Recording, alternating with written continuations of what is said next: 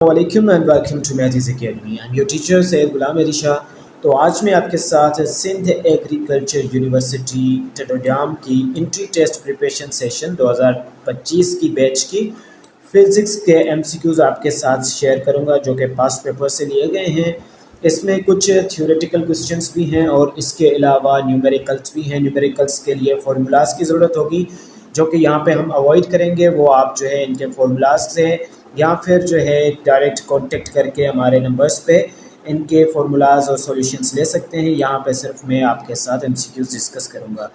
और उसके अलावा अगर आप प्रिपरेशन के लिए इंटरेस्टेड हैं तो नीचे स्क्रीन के नीचे नंबर भी प्रोवाइडेड हैं।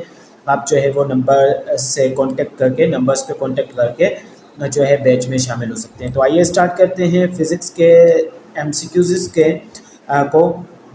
तो द ब्रांच ऑफ फिज़िक्स यानी कि branch of physics in which we study structure, जिसमें हम स्ट्रक्चर को पढ़ते हो और दूसरी चीज़ प्रॉपर्टीज़ को पढ़ते हो, एंड दोनों चीज़, ठीक है, of matter.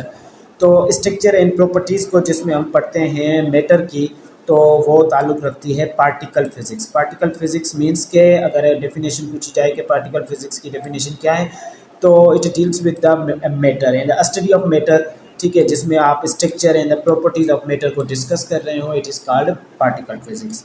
And next one is numerical. तो न्यूमेरिकल को हम ज़रा सा साइड पे करेंगे क्योंकि ये देख लें, इसे नोट कर लें, ठीक है, और इसको फॉर्मूलाज के तहत से सॉल्व करना होता है, ठीक है।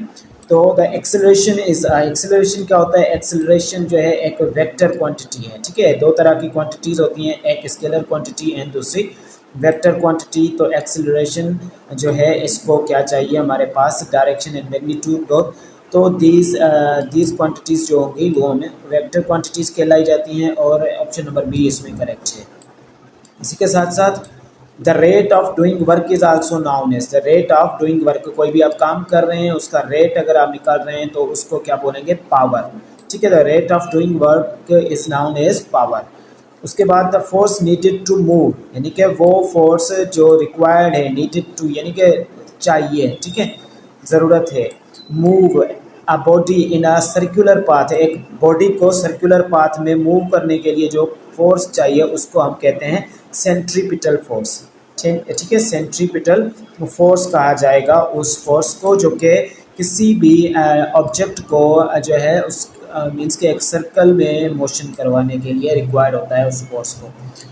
उसके बाद according to Bernoulli's equation, Bernoulli's की इक्वेशन के मुताबिक the speed of fluid is high, ठीक है। Where the speed of fluid is high the pressure will be, pressure क्या होगा वहाँ पे? लो होगा, ठीक है, जहाँ पे स्पीड ज़्यादा होगी।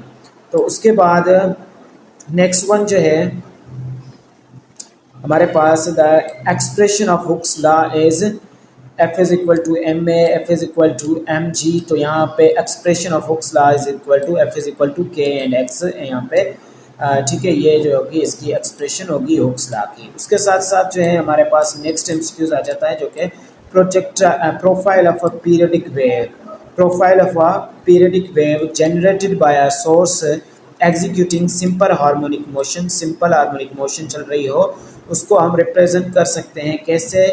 साइन कर्व से, उसको साइन कर्व से रिप्रेजेंट किया जाता है। तो ऑप्शन नंबर 9, यहाँ पे क्वेश्चन नंबर 9 का सी करेक्ट होगा। Distance between a node and a next antinode is, तो लेमडा अपॉन 4 जो है इसका करेक्ट आंसर होगा distance between node and the next antinode. उसके बाद है the Albert Einstein got the Nobel prize, Albert Einstein जो थे इन्होंने नोबेल प्राइज़ लिया था फिजिक्स में explanation for his explanation of photoelectric effect, photoelectric effect जो इन्होंने समझाया था, इसलिए इनको आइंस्टाइन को नोबेल प्राइज़ मिला था। तो वो कब हुआ? तो ये 1921 में जो है हुआ था। एक्सरेज क्या होती है? X-rays are the magnitude waves, X-rays are the magnetic waves, ये क्या होती हैं? एक तरह की मैग्नेटिक वेव्स होती हैं। When a nucleus emits an alpha particle, जब एक न्यूक्लियस इमिट्स यानी कि खारिज करना, ठीक है, जब एक न्यूक्लियस क्या करता है? अल्फा रेज को खारिज करता है, इट्स एटॉमिक मास जो है वो क्या हो जाता है? डिक्रीज बाय 4%, ठीक है, डिक्रीज बाय 4% उसका एटॉमिक मास। ओके, तो यहाँ पे आज के लिए इतना ही काफ़ी है। मिलते हैं नेक्स्ट लेक्चर में। टेक केयर, अल्लाह हाफिज़।